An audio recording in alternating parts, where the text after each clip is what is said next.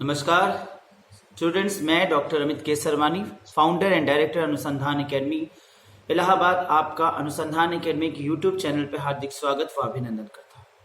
Students, मैंने आप लोगों को पिछले वीडियो हायर एजुकेशन के यूजीसी नेट जेआरएफ की हायर एजुकेशन यूनिट से कुछ महत्वपूर्ण फैक्ट्स को पढ़ाया था। उसी क्रम और उसी सीक्वेंस में आज यूनिवर्सिटीज के कुछ अन्य प्रकारों पर चर्चा करूंगा, जिसमें मेटा यूनिवर्सिटी कॉन्सेप्ट पर एक बृहद विशद वर्णन किया जाएगा। तो मेटा यूनिवर्सिटी कॉन्सेप्ट क्या है, इस पर आज चर्चा होगी कि what is Meta university concept. तो आपने डीम्ड यूनिवर्सिटी सुना है। मैंने आपको बताया कि डीम्ड या deemed to be university, that is विश्वविद्यालय जैसा होना।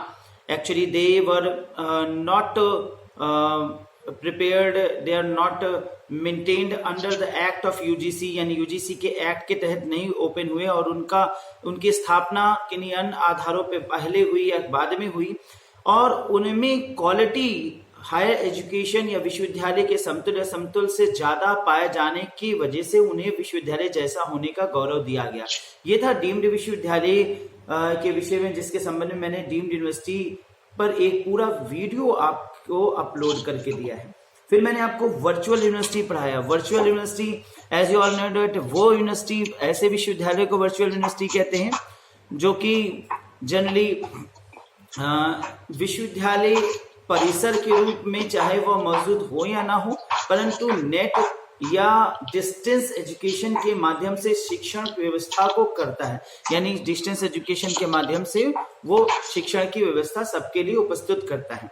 तो वास्तव में विश्वविद्यालय हो या ना हो, परंतु वर्चुअली, यानी रियल नहीं पर वर्चुअली वो होता है। इसी क्रम में एक और प्रकार का विश्वविद्यालय, that is said to be meta university, और उसके ऊपर आज चर्चा किया जाएगा कि मेटा यूनिवर्सिटी क्या है, मेटा यूनिवर्सिटी के विषय में। मेटा यूनिवर्सिटी की अवधारणा भारत में उच्च शिक्षा में एक बदलाव का प्रतीक है। इस आधार पर आधारित है कि पूर्ण अंश के योग से बड़ा है, पूर्ण अंश के योग से बड़ा है।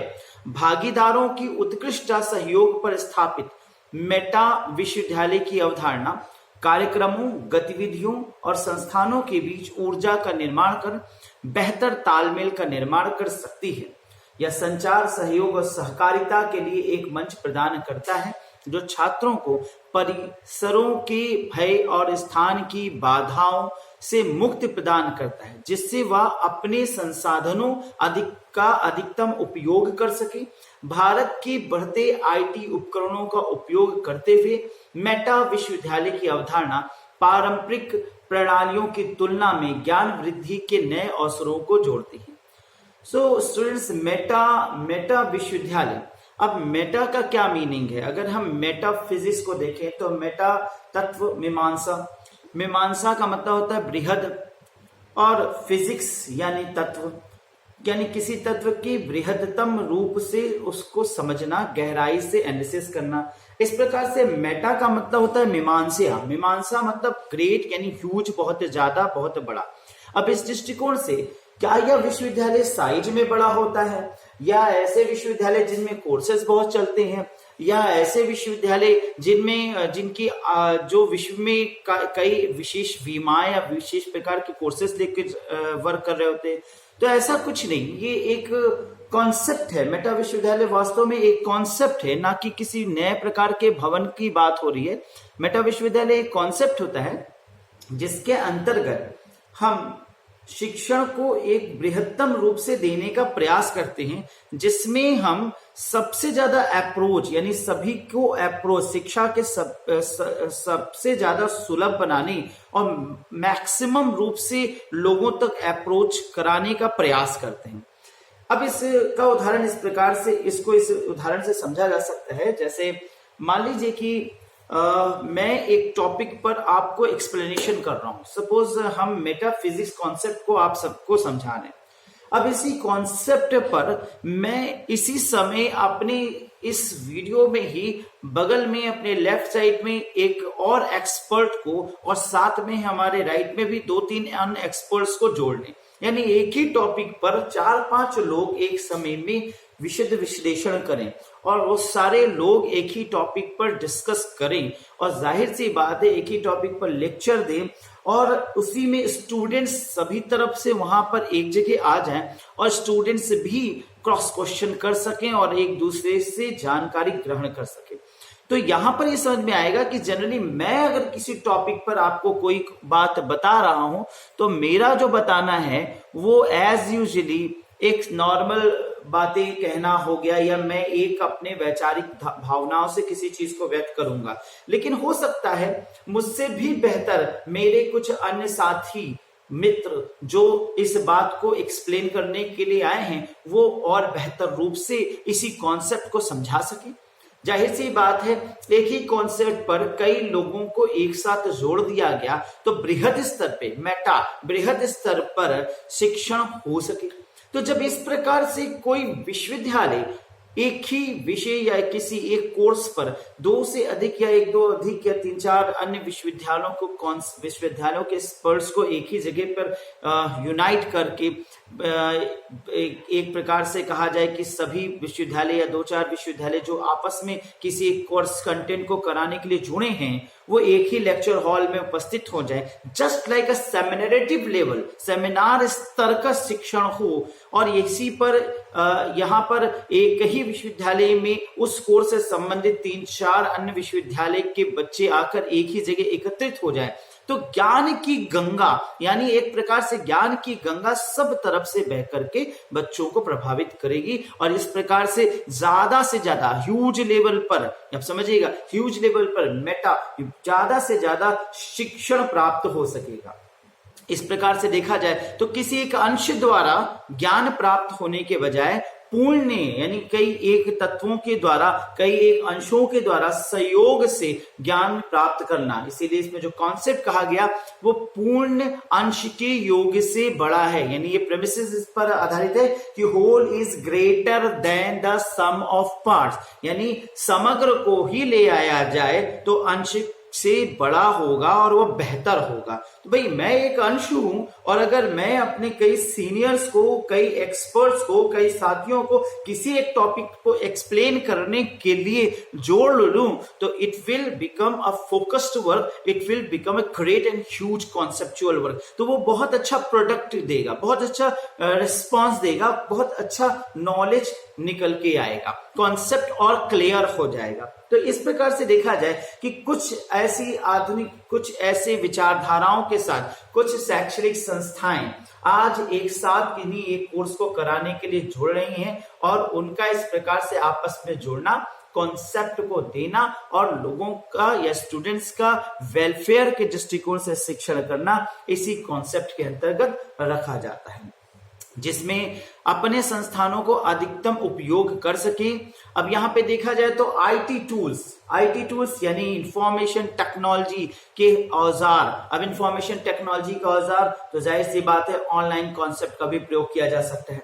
सपोज करिए कि एक विश्वविद्यालय, इलाहाबाद विश्वविद्यालय किसी एक टॉपिक पर इंफॉर्मेशन दे रहा है तो वो अपने एक सेमिनार हॉल में उसी टॉपिक पर 4 से 5 एक्सपर्ट्स को विभिन्न अन्य अपने संगठक कॉलेजों के बुला करके एक मंच पे बैठाता है और उस हॉल में उनके अपने स्टूडेंट्स के अलावा उन संगठक महाविद्यालयों के बच्चे भी आके बैठ जाते हैं। नाउ सिर्फ ये 5 नहीं जो एक्सपर्ट बैठे हैं बल्कि 5 टीवी स्क्रीन इधर, 5 एलसीडी स्क्रीन इधर लगा दी गई जिन्हें विश्व के 10 बड़े विश्वविद्यालयों से जोड़ दिया गया, यानी कैम्ब्रिज, ऑक्सफोर्ड, स्टैनफोर्ड। तो विश्व के अन्य विश्वविद्यालय के एक्सपर्ट्स भी स्क्रीन पे मौजूद हो गए और किसी एक टॉपिक पे जब चर्चा चल रही है तो सभी एक्सपर्ट्स अपने व्यूज दे रहे हैं, अपने कॉन्सेप्ट को दे रहे हैं। अब मान लीजिए ग्लोबलाइजेशन को पढ़ाया जाना है और ग्लोबलाइजेशन जैसे टॉपिक पर विश्वविद्यालय यूनिवर्सिटी ऑफ इलाहाबाद अपने विचारों को कुछ एक्सपर्ट्स के माध्यम से दे रही है।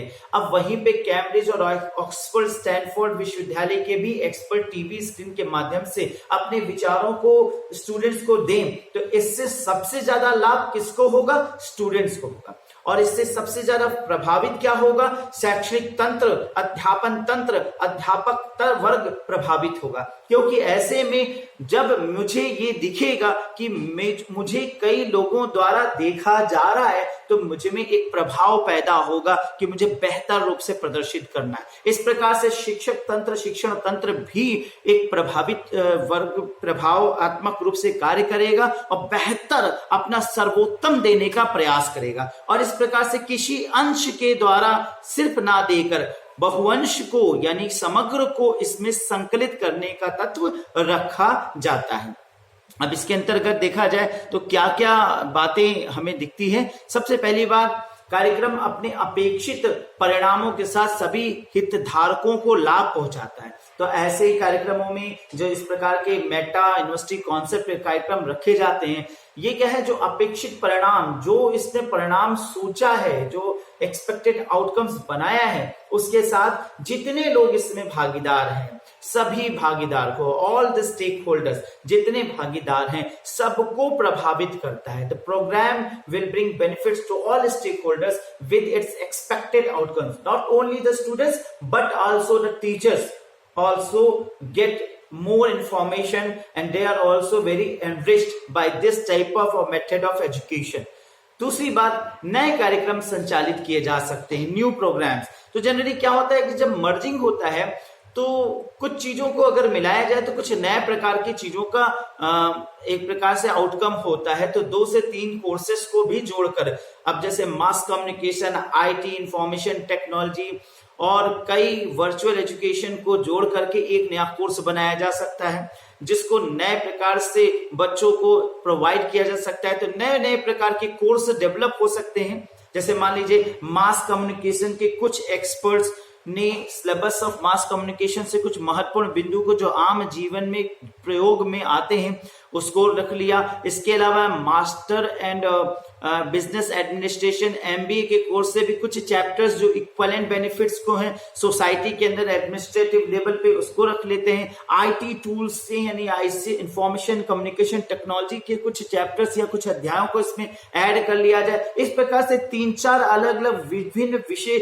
जो एक दूसरे से इंटरडिसिप्लिनरी कॉन्सेप्ट से जुड़े हुए हैं, उनके कुछ कॉन्सेप्ट्स को जोड़कर इसको ऐड करके एक कॉन्सेप्ट तैयार कर लिया जाए, एक प्लेटफॉर्म तैयार कर लिया जाए, एक कोर्स बना लिया जाए और एक नए प्रोग्राम का संचालन करें और उसमें एडमिशन के लिए प्रमोट करें। तो उसमें पहली बात क्या होगा कि उसमें एमबीए के स्टूडेंट्स भी एडमिट ले सकते हैं, एडमिशन ले सकते हैं, एमसीए के स्टूडेंट्स भी एडमिशन ले सकते हैं, मास कॉम के भी स्टूडेंट्स एडमिशन ले सकते हैं। और इसका बेनिफिट ये होगा कि इंटरडिसिप्लिनरी अप्रोच के साथ एक दूसरे के साथ वो सारे स्टूडेंट्स जुड़ सकते हैं और कुछ अन्य बेहद ज्ञान या नॉलेज को प्राप्त कर सकते हैं।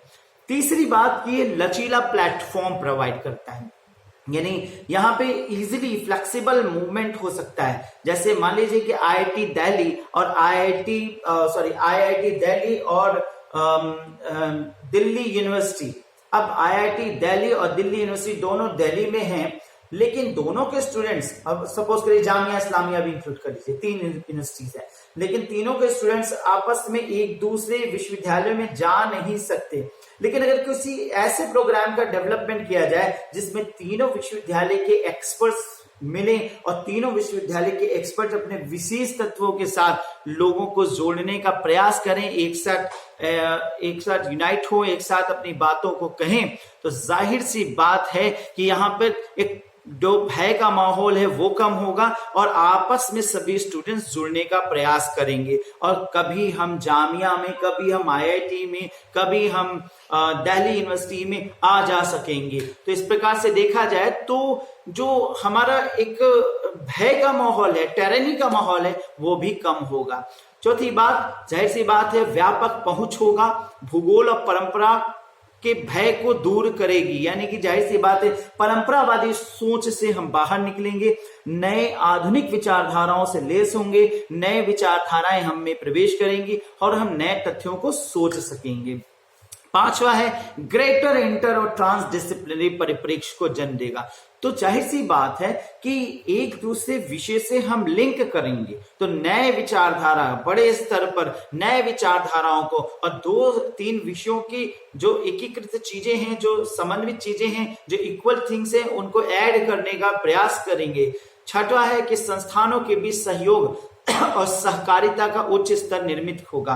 जाहिर सी बात है कि अगर कई संस्थान एक दूसरे के साथ जुड़ेंगे तो उनमें एक आपसी भाव, एक दूसरे का डेवलपमेंट और अपने डेवलपमेंट को, अपने आप को बेहतर दिखाने का भी प्रयास जरूर जागृत होगा। और अगर इस प्रकार के प्रयास जागृत होंगे तो कॉम्पिटिटिव लेवल पे थॉट्स होंगे और फिर यहाँ पर टीचर्स को कहा जाए तो एक्टिव इतने ज्यादा हो जाएंगे जितना कि जनरली वो क्लासरूम में भी एक्टिव नहीं होते, क्योंकि उनके लिए भी अपने विश्वविद्यालय को प्रदर्शित करना है, बेहतर तरीके से प्रदर्शित करना है, अपने आप को प्रदर्शित सर्वोत्तम साबित करना है और बेस्ट लेक्चर प्रोवाइड करना है ताकि हम औरों से बेस्ट हो सकें। तो जाहिर सी बात है कि एक आपसी रूप से कॉम्पिटिटिव लेवल पे डेवलपमेंट आएगा। 7वां पॉइंट यहाँ निकल के आता है कि नए विचारों का उजागर होना। जाहिर सी बात है कि अगर दही को मठानी से मठेंगे तो मक्खन निकल के आएगा। सिमिलर सी बात है जब कई एक इंटेलेक्चुअल्स मिलकर